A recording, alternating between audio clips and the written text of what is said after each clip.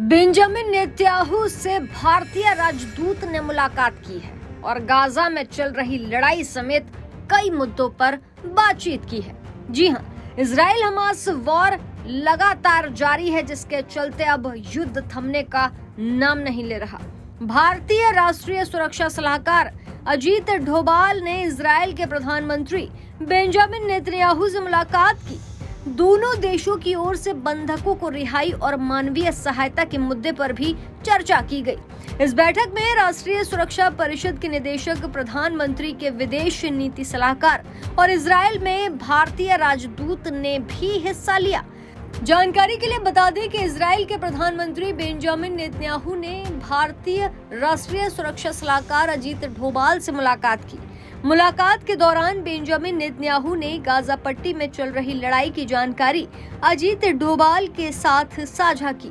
दोनों देशों की ओर से बंधकों को रिहाई और मानवीय सहायता के मुद्दे पर चर्चा की गई। इस मुलाकात की जानकारी इजराइल के प्रधानमंत्री के सोशल मीडिया हैंडल पर दी गई। इस बैठक में राष्ट्रीय सुरक्षा परिषद के निदेशक, प्रधानमंत्री के विदेश नीति सलाहकार और इजराइल में भारतीय राजदूत ने भी हिस्सा लिया। इतना ही नहीं, रमजान के महीने में हमास प्रमुख ने एक बार फिर गाजा में युद्ध विराम की मांग पर जोर दिया है। हमास प्रमुख इस्माइल हानियह ने कहा कि हम गाजा में युद्ध विराम के समझौते को पूरा करने के लिए इजराइल के साथ बातचीत के लिए तैयार हैं। उन्होंने कहा कि गाजा में युद्ध विराम को लेकर कई बार मध्यस्थता विफल रही है।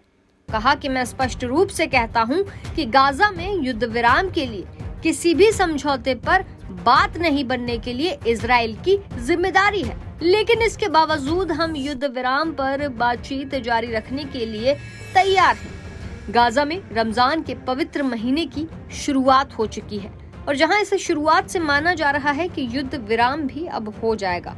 बता दें कि भूखे बेघर फिलिस्तीनियों ने बमबारी और गोलीबारी के बीच रोजे शुरू कर दिए हैं।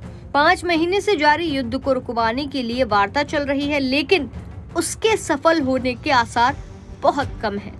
ध्वस्त हो चुकी इमारतों के बीच खाली जगह तलाश कर वहां नमाज पढ़ी जा रही है और साथ मिलकर रोजे खोले जा रहे हैं। कई स्थानों पर मुश्किलों के बीच बच्चों के नाचने गाने की आवाज भी सुनाई दे रही है, तो वहीं लाउडस्पीकरों पर अजान की आवाज भी गूंज रही है। इन लोगों के लिए महज 5 महीनों में बदले हालात सरीखे हैं। 7 अक्टूबर 2023 को हमास की हरकत के बाद हुए इजरायली हमलों ने सब कुछ बदल कर रख दिया है। बहरहाल देखने वाली बात ये होगी कि रमजान के पाक महीने में क्या युद्ध विराम होता है या नहीं। ऐसी ताज़ा तमाम बड़ी अपडेट्स के लिए आप देखते रहें पंजाबकेसरी.com और चैनल को सब्सक्राइब करना मत भूलिएगा।